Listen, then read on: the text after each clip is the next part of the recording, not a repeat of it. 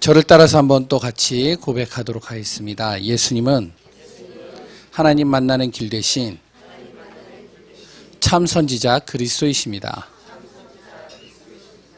예수님은 죄와 저주에서 해방하신 참 제사장 그리스도이십니다.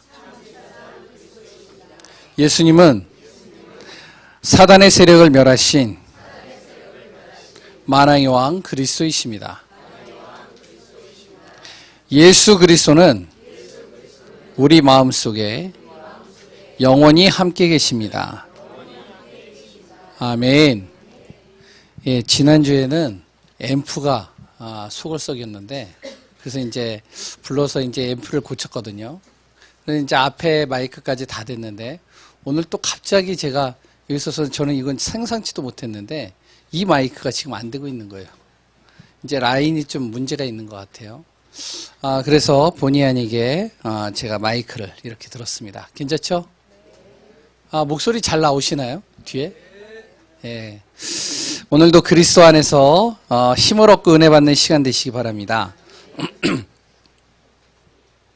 신앙생활을 하는 분들 중에 이런 사람들이 있습니다. 구원은 받았는데 말씀도 나는 참 잘 듣는데 그런데 왜 응답이 없고 그리고 계속 내 안에 어려움이 계속되고 있습니까? 그리고 신앙생활을 왜 이렇게 힘든지 모르겠습니다. 이렇게 얘기하시는 분들이 간간히 있습니다. 그럴 수 있죠. 구원 받았어요. 말씀도 잘 들어요. 근데 어려워요.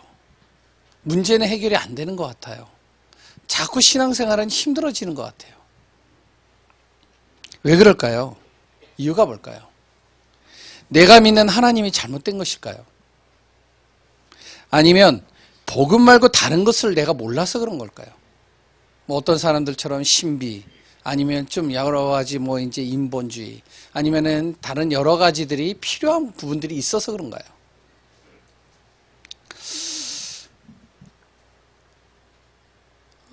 여러 가지 이야기를 할 수 있겠죠. 근데요, 하나님도 완전하고요. 복음도 완전합니다. 그런데 응답이 없고, 그래 또한 힘든 이유가 무엇이냐? 내 자신의 틀이요, 다른 방향으로 향하고 있기 때문에 그런 경우가 많이 있습니다. 물론 이제 방향도 하나님 앞에 맞는다. 그렇다면 분명한 하나님의 계획이 있겠죠. 그런데 대체적으로 많은 사람들은요, 말씀도 맞고 정말로 내가 하나님의 언약을 붙잡고 구원받은 게 맞는데 힘든 이유를 대체적으로 찾아보면 거의 다가 내 자신의 틀이 다른 방향으로 향해 있는 것이 상당히 많아요. 하나님께서는 지금 응답을 주시고 있는데 내 방향이 다른 데가 있어요. 그러니까 못 보는 것이죠, 그거를. 하나님은 이미 나를 위해서요, 모든 것을 다 응답을 준비해 놓고 기다리시고 인도해 가고 계시는데 내가 그걸 못 보는 거예요. 그러니까 응답이 없다고 생각할 수밖에 없는 것이죠. 응답이 없는 게 아닙니다. 내 틀이요, 빨리 하나님께로 방향 맞춰줘야 돼요. 그럼 어떤 방향을 맞춰야 될까요? 첫 번째가요, 세상과 인생의 모든 문제와 답이 무엇인지를 정확하게 알아야 되는 겁니다. 이게 믿어져야 된다는 거예요. 세상의 진짜 문제는 무엇이냐면 돈의 문제도 아니고요, 자녀의 문제도 아니고요, 내 자신의 문제도 아닙니다. 세상의 진짜 문제는 하나님 떠난 창세기 3장의 문제예요. 이것이 우리 인생의 가장 큰 죄고, 그랬던 이 뒤에 보이지 않는 사단이 우리를 교묘하게 하나님 모르게 하고 하나님을 바라보지 못하도록 계속 속이는 겁니다. 여기에서 문제가 시작된 거예요.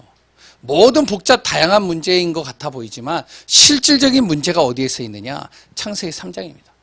하나님과 함께 있어야 될 사람이 하나님 떠난 거예요. 하나님을 알지 못하는 거예요. 하나님과 방향 안 맞는 거예요. 이것이 정말로 우리에게 인정이 되어지고 믿어진다면 우리의 해결 방법은 종교와 아니면 선행과 아니면은 여러 가지 세상의 지식과 철학이 아닌 겁니다. 하나님만이 이 문제를 해결할 수 있다는 사실이 믿어지는 거예요. 진짜 창세기 3장, 하나님 떠난 게 진짜 나의 인생의 문제의 시작이라는 것이 믿어진다면요. 그럼 하나님께서 해결하는 방법이 무엇일까요? 바로 오직 그리스도이십니다. 그리스도를 통해서 하나님은 모든 문제를 해결하시고 그 속에서 모든 축복의 통로를 연결해 가시는 것이죠. 그래서 우리는요, 정말로 그리스도를 붙잡아야 되는 겁니다. 그리스도의 이름으로 기도하면 되는 거예요. 그래서 두 번째는요, 우리의 방향은 어디에다 맞춰야 되느냐? 전도와 선교에 맞춰야 되는 겁니다. 세상의 문제를 알고 답을 가진 사람을 뭐라고 그러냐면 크리스찬이라고 그래요. 이 크리스찬이 가야 될 목표와 즉 방향은 오직 하나입니다. 전도와 선교예요. 바로 세계복음화라는 사실이죠. 이것이 바로 하나님의 소원인 것이죠. 그래서 정말로 우리가 이 소원에 방향 맞출 때 하나님은 우리의 모든 것을 책임져 주시는 겁니다. 이 틀에 내 인생의 방향이 맞춰져야 돼요. 그러면서 세 번째는요, 내가 그러면 어떻게 해야 될 것이냐? 내 중심이요, 하나님 중심으로 자꾸 바꾸는 겁니다. 즉 나의 모든 인생 속에 하나님을 사실적으로 믿고 하나님의 인도받는 삶을 사는 거예요. 그 인도받는 방법이 뭐죠? 언약 붙잡는 거예요. 말씀 붙잡는 겁니다. 이게 하나님의 인도받는 거예요. 하나님 자녀가 이 사실을 모르면 어떻게 되어지냐? 진짜 심각한 겁니다. 인생의 진짜 문제가 어디에서 오는지, 그 답이 무엇인지, 그리고 또 내가 어디에다 방향 맞춰야 되는지, 나는 어떻게 살아야 될지를 모른다. 그러면요, 진짜 하나님의 자녀가 심각한 겁니다. 우리 예간교회 성도님들은요, 이 사실을 누구나 알고 있어요. 문제와 답을 알고 있고요. 방향을 어디에다 맞춰야 되는지도 알고 있고요. 그래 또한 내가 어떻게 해야 될지도 알고 있어요. 이것을 너무 많이 우리는 들었거든요. 그런데 아는 정도로 끝나면 안 됩니다.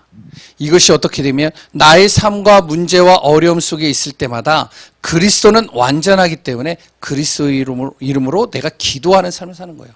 이 사실이 내가 믿어지는 삶을 사는 겁니다. 그래서 중요한 선택과 응답받는 길은요, 전도와 선교에다 방향 맞추는 거예요. 항상 우리는요, 언약 중심으로 인도받는 삶이 나의 틀로 되어질 수 있도록 나를 자꾸 바꿔가는 삶을 살아야 됩니다. 그런데 이게 잘 안 되죠. 될 것 같은데 안 된단 말이에요. 맞는데 잘 안 돼요. 항상 내 방향은 전도와 선교보다는 내 문제와 내가 지금 시급한 일들에 방향 맞춰지고 있고요. 그리고 또한 문제가 창세기 3장보다는 내 인생에 지금 보여지는 현실의 문제가 더 커 보이는 것 같고요. 내 스스로가 잘 안 되는 부분들이 많이 있습니다. 그런데 안 되어도 괜찮아요. 지금은. 왜냐? 그래도 우리가 주일날 예배드리러 오신 이것만으로도 우리는 승리한 겁니다. 맞나요? 예.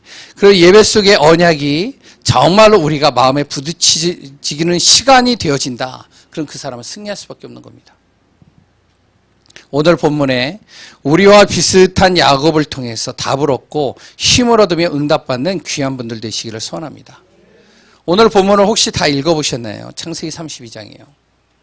예, 창세기 32장을 읽어보기 이전에 창세기 31장 지난주죠. 지난주에 보면요, 야곱이 이제 라반의 집을 떠나게 된 겁니다. 그래서 그곳을 떠나는 과정에서 이제 하나님께서 자신을 세밀하게 인도하는 것들을 야곱이 봤어요. 그러면서 이제 하나님의 은혜를 받고 가는데 이제 고향 땅으로 발길을 돌리는데 이 야곱에게 또 다른 염려와 불안이 오는 거예요. 어떤 불안과 염려가 오냐면 바로 자기 가나안 땅 이삭과 함께 있었던 그 집에서 떠날 때 자기 형 에서가 자기를 죽일 것 같았거든요. 왜? 자기의 모든 에서의 축복을 다 야곱이 뺏었기 때문에. 그래서 살기 등등했단 말이에요. 어떻게 해서든지 아들을 죽이려고 하지만 그래 자기 동생을 가만두지 않으려고 하는데 근데 부모님이 살아계시잖아요. 그러니까 어쩔 수 없이 그냥 가만히 있는 거예요. 이런 가운데서 이 야곱이 도망친 겁니다. 그러고 나서 20년이 지난 거예요.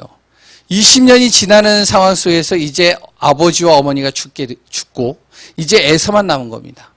이제 집으로 고향으로 돌아가려고 하는데 하나님의 약속의 말씀을 붙잡고 돌아가려고 하는데 이제 불안이 오는 거예요.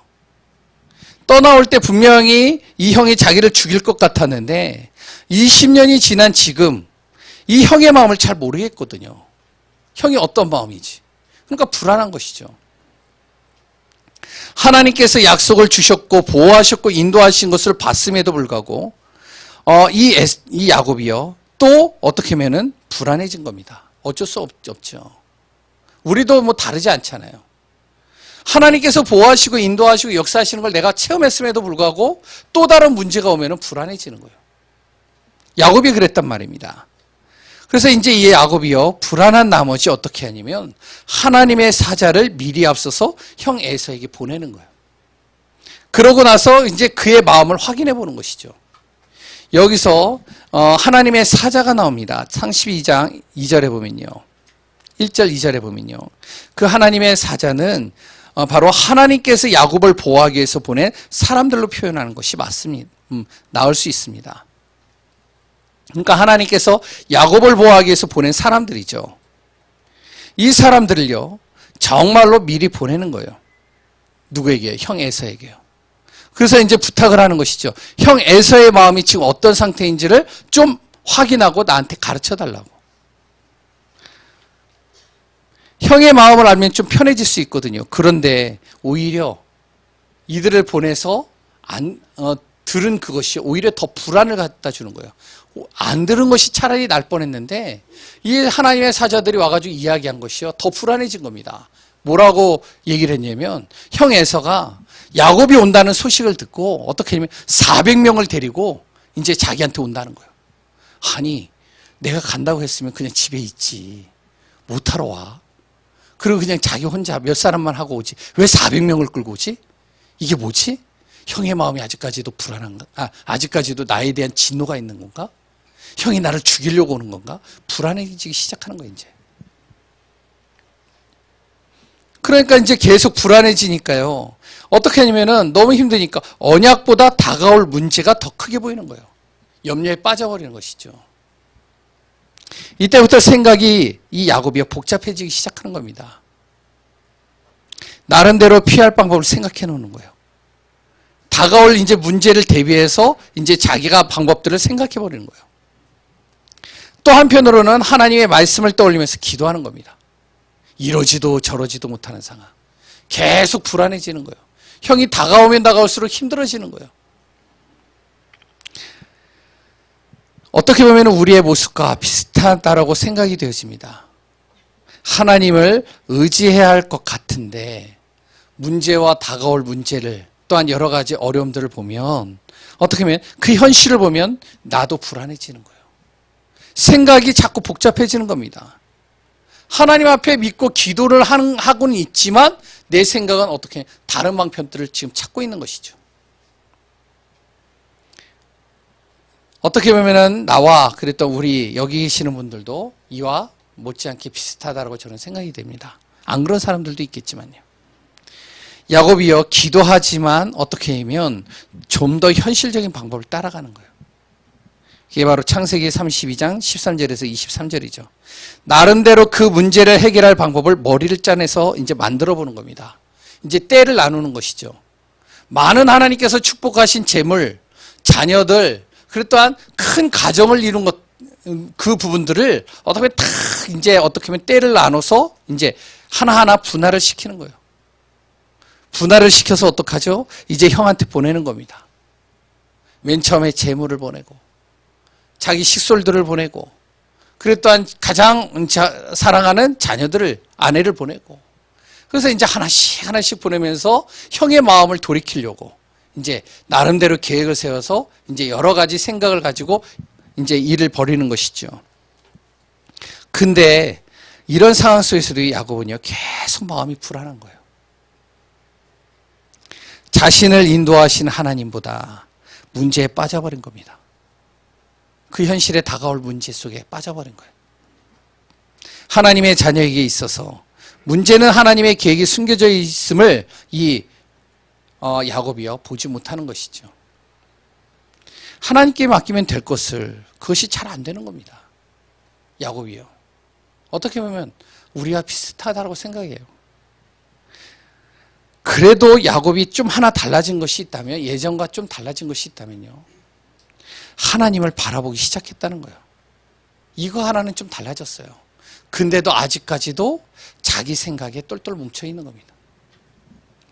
이런 힘든 시간 속에서 이제 다 자기의 재물과 그랬던 가족과 모든 사람들을 다 형에게 보낸 다음에 이제는 이 야곱이요 어떻게 했냐, 이제 혼자 있는 시간을 갖게 되는 것이죠. 그 혼자 있는 시간 속에 이제 하나님을 바라보기 시작하는 겁니다. 성경에 보면요, 특히 창세기에 보면 언약 속에 있는 하나님의 자녀 중에 두 종류의 스타일이 나옵니다.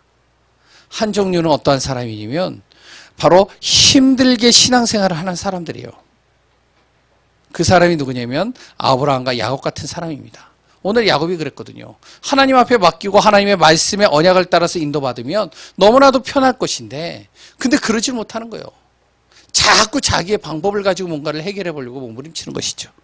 순간순간 하나님께서 라반을 통해서 그랬던 자신이 라반의 집에 가는 그 과정 속에서도 분명히 하나님이 하시고 역사하시고 인도하시는 것을 봤음에도 불구하고 어떡하냐, 문제만 오면 자기 방법으로 해결해 보려고 하는 거예요. 이게 바로 아브라함과 야곱 같은 사람입니다. 자신의 힘으로 해결해 보려고 하다가 안 되니까 나중에 이제 어떡하냐, 하나님 바라보고 하나님께 나오며 언약 잡는 스타일들이에요. 너무 힘든 신앙생활을 하는 거죠. 두 번째 스타일이 있습니다. 이 사람들은요, 언약 안에서 누리면서 신앙생활하는 사람이에요. 이삭과 요셉 같은 사람입니다. 이삭의 그 말씀을 이삭이 관련된 내용들을 쭉 보고 요셉에 관련된 내용들을 쭉 보면요, 이들에게도 문제는 있었습니다. 문제가 없지는 않았어요. 근데 이들의 특징은 뭐냐면 문제와 어려움이 오면 누구를 바라보냐? 하나님 바라봤어요. 자기의 계획으로 뭔가를 해결해 보려고 하지 않았어요. 하나님 바라봤습니다. 그리고 하나님 앞에 정말로 기도하고 하나님이 자신에게 주신 언약을 붙잡는 스타일이었어요. 하나님께서는 이들을 통해서 하나님이 하시는 놀라우신 일들을 확인하고 누리게 되죠. 문제가 왔는데도 누리고 그 속에서 많은 것들을 얻고 체험하는 겁니다. 어떤 스타일이 가장 나을까요? 첫 번째, 힘든 신앙생활을 하면서 하나님을 바라보는 사람. 한 사람은 문제가 올 때마다 항상 하나님을 바라보고 문제가 오기 전에도 항상 하나님을 바라보는 사람. 어떻게 보면요, 힘들게 인도받는 것보다는 문제 속에서 하나님의 계획을 보고 순간순간 하나님의 인도를 받는 사람이 더 나을 수 있겠지요. 이 야곱이요, 여러 가지 힘든 상황들을 계속 겪다가 이제 드디어 어떡하냐면 이제 이러지도 저러지도 못하자 이제 하나님 바라보게 되는 겁니다. 그게 야복강이에요. 드디어 야곱이요, 야복강에서 혼자의 시간을 갖게 된 겁니다. 모든 것을 다 보내고 나서 이제 야곱만 혼자 야복강에 남게 되죠. 야복강에 남게 되어진 이 야곱이 5만 가지 생각을 이제 다 내려놓고 이제 어떡하냐, 이제 하나님 바라보는 거예요. 하나님께 이제 맡기는 거예요. 어떡하냐, 하나님 앞에 서는 겁니다. 이 하나님 앞에 서는 시간을 갖는 거예요. 야곱의 다른 모습이 이제 지금부터 비춰지기 시작하는 것이죠. 우리에게도요, 하루 중에 이러한 시간이 있다면 그것은 축복입니다. 어떤 시간이요? 하나님 앞에 서는 시간이요. 하나님은 지금도 하나님을 바라보기를 원하십니다. 예레미야 33장 2절에 분명히 얘기했죠. 일을 행하는 여호와, 그 일을 성취하는 여호와, 그 이름을 여호와라는 이가 이같이 이르노라. 너는 내게 부르짖으라. 내가 응답하겠고 네가 알지 못하는 크고 은밀한 일을 보이리라. 누구에게 한 말이죠? 예레미야에게 한 말이에요. 예레미야가 그때 상황이 어떤 상황이죠? 바로 시위대 뜰 안에 갇혔어요. 완전히 왕이 죽이려고, 신하들이 죽이려고 그 시위대 뜰 안에다 가둬버린 겁니다. 이때 예레미야가요, 하나님 바라본 거예요. 문제 속에 빠진 것이 아니라 하나님 바라보기 시작한 거예요. 하나님께서 그때 주신 메시지가 예레미야 33장 2절입니다. 베드로가요, 예전에 예수님을 쫓아다닐 때는 자기 방법, 자기 생각대로 모든 것을 했는데 이제는 이 베드로가 언약을 딱 잡고 그리스도로 인해서 확신을 딱 갖고 그 믿음 안에 딱 들어가는 순간 어떻게 했죠? 사도행전 12장에 보니까 바로 감옥에 갇혔어요. 복음 전하다가. 이제 내일이면 죽어요. 쇠사슬에 묶이고 이제 착고를 다 채우고 나서 병졸들이 지키고 있어요. 내일이면 이제 죽는 그 시간 속에 이 베드로가 뭘 했죠? 하나님 바라봤어요. 하나님 바라보고 편안한 잠을 잤습니다. 하나님이 그날 밤에 이 베드로를 거기서 끄집어내는 거예요. 우리가 어떠한 시간이 있어야 되냐? 하나님 바라보는 시간이 있어야 됩니다.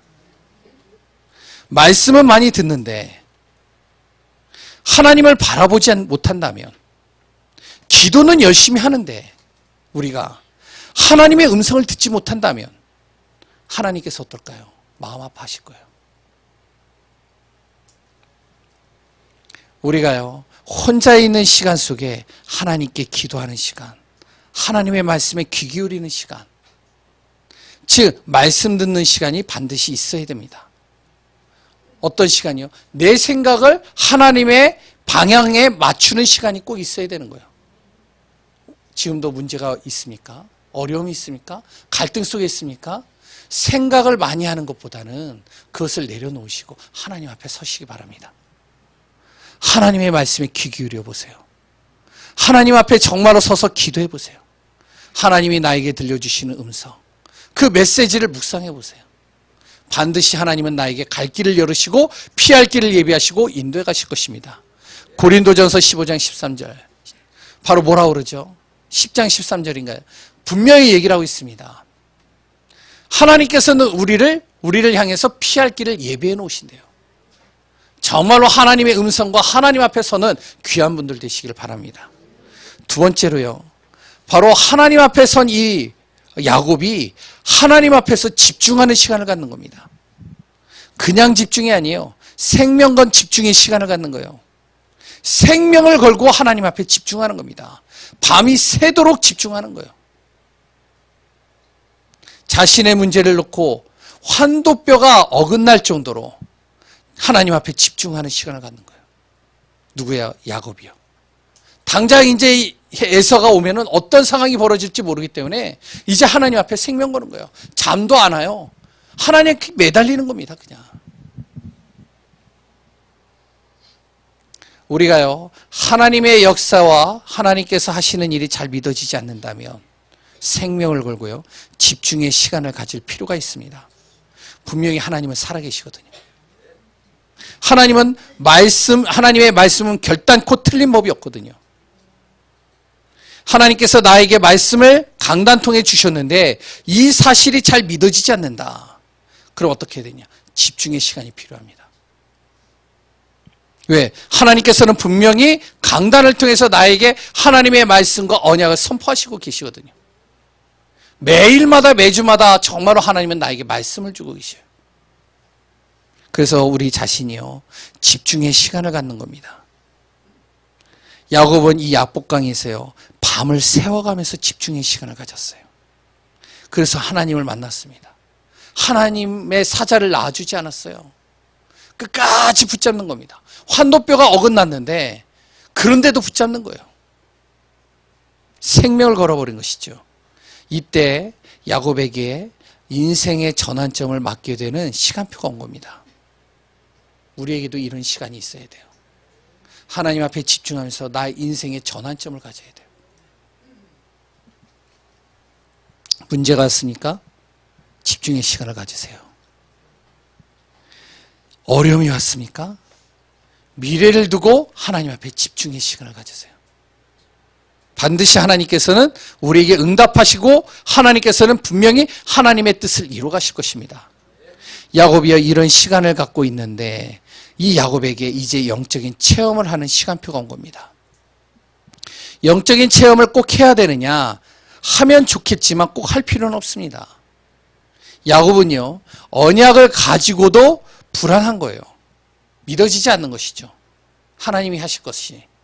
그러면서 어떡하냐? 영적인 체험을 하나님께서 그러기 때문에 경험시키시는 거예요. 믿어지질 않으니까. 그러니까 영적인 체험은 대체적으로 믿어지지 않기 때문에 하나님께서 체험하게 하시는 경우가 상당히 많이 있습니다. 너무 안 믿어지니까 환도뼈까지 하나님께서 탈골시켜버리는 거예요. 야곱이 어떻게 되어졌죠? 그 다음부터 걸을 때마다 이 환도뼈가 탈골되니까 아픔을 느끼는 거예요. 느끼니까 어떻게 되죠? 하나님을 더 생각하는 겁니다. 하나님을 더 바라보는 거예요. 제가요, 두 눈이 1.5였습니다. 눈이 되게 좋거든요. 눈에 대해서는 제가요, 정말로 그렇게 걱정할 것이 없었어요. 좀 제 아내는 이제 눈이 안 좋거든요. 그럼 제 아내가 이렇게 보면은 뭐 글씨가 잘 가물가물하고 희미하다 그러 난 그게 별로 안경 쓰는데도 왜 그럴까? 이해가 안 됐어요. 근데요, 눈을 다쳐보니까 이해가 돼요. 제가 어떡하죠? 눈만 생각하면 뭐를 하냐? 하나님 바라보는 거예요. 눈만 생각하면 하나님께 기도하는 거예요. 어제도 계속 찬양 틀어놓고 한 2시간, 3시간짜리 유튜브 찬양 틀어놓고 계속 기도하는 겁니다. 1시간 동안. 혼자서. 왜? 오늘 강단에 서야 되잖아요. 왜냐면 희미하니까 글씨가 잘 안 보이잖아요. 그러니까 하나님 앞에 기도하는 거예요. 하나님 생각나게 해주옵소서. 말씀을 주옵소서. 생명을 걸 정도는 아니지만 그래도 내 나름대로 집중하는 겁니다. 야곱이 그러지 않았을까 생각해요.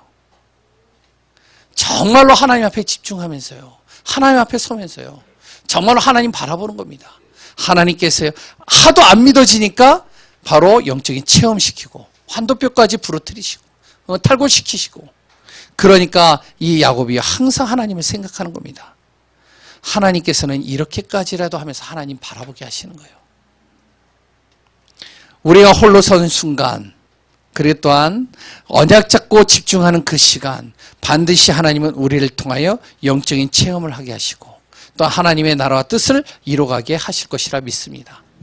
세 번째요. 결국 영적인 힘을 이 야곱이 얻게 되어지죠. 야곱이 하나님으로부터 힘을 얻게 된 겁니다. 세상이 주는 그런 힘이 아니에요.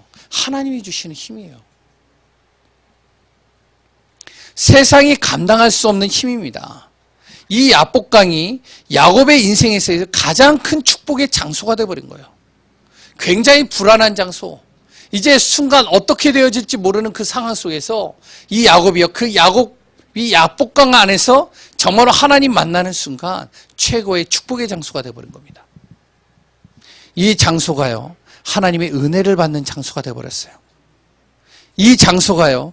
야곱을 향하신 언약을 다시 한번 확인하는 장소가 됐습니다. 그리고 이 언약을 사실적으로 믿는 그런 장소가 되어졌죠. 하나님께서 자신을 이스라엘이라고 하였고요. 그리고 반드시 창세기 32장 12절을 이루실 것이라는 확신과 믿음을 갖게 되어버린 겁니다. 그러고선 이 영적인 힘을 얻는 이 야곱은요. 도망치지 않고 담대히 이제 형 에서 앞에 나갈 수 있는 힘을 얻게 된 겁니다. 이 야곱을 자세히 보면요.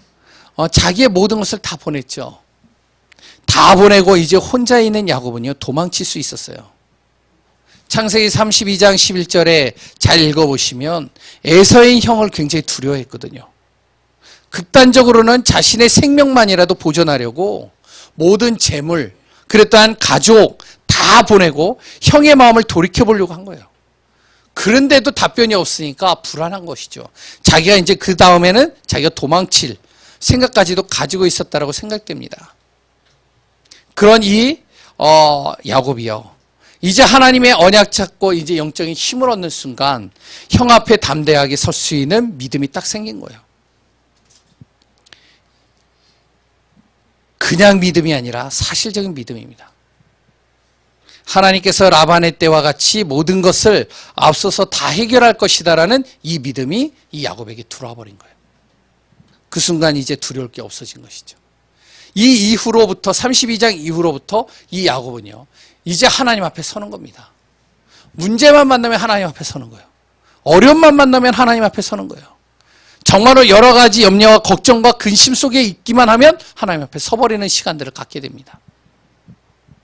정말로 우리 안에 이런 믿음과 이런 응답이 일어나는 귀한 분들 되시기를 바랍니다. 예틀을 새 틀로 바꾸는 시간이 있어야 돼요. 야곱의 예틀이 뭐죠?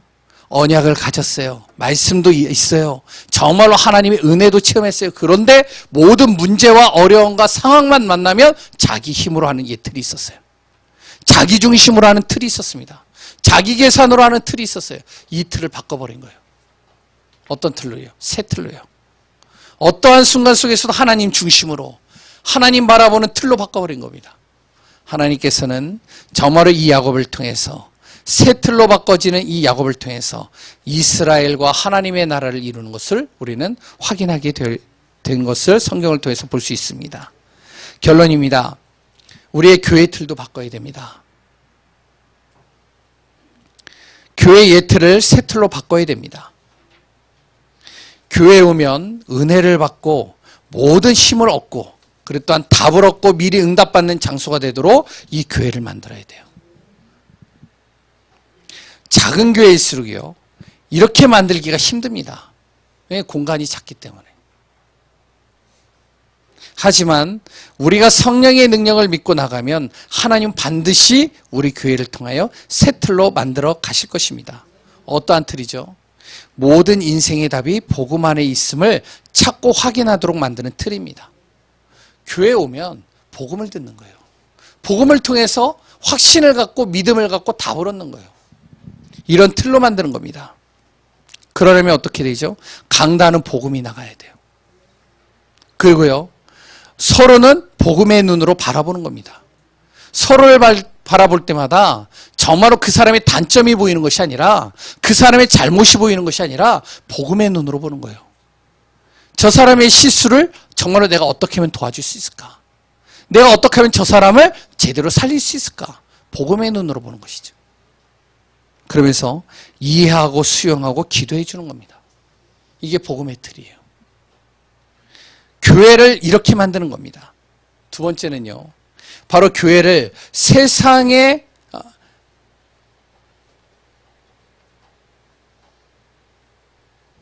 잘못 적었네요. 세상을 이길 수 있는 힘을 얻도록 만들어줘야 됩니다. 이게 바로 교회의 틀을 이렇게 만들어야 돼요. 세상에서 힘이 빠지고 세상에서 낙심되고 절망하고 그랬던 여러 가지 문제 속에 있는 분들이 교회를 오면 힘을 얻는 거예요. 이런 틀로 교회를 만들어야 됩니다. 어떻게 해야 되죠? 기도하는 장소로 만들면 됩니다. 영적인 분위기를 만드는 것이죠. 교회를 영적인 분위기로 만들어버려요. 물론 기도는 어디에서나 할 수 있습니다. 또 어디에서나 할 수 있지만 그러나 교회는요, 기도하는 장소가 되도록 만들어야 돼요. 다른 것은 다 하는데 기도만 안 하면 그것은 영적인 힘을 잃어버리는 교회가 되는 겁니다. 그래서 교회를 오면요, 기도하는 분위기로 만들어야 돼요. 사단은 우리가 기도하지 못하도록 계속 분주하게 속입니다. 기도하려고 딱 앉아있는데 다른 생각이 나요. 그러면 어떻게 해요? 다른 거 하죠.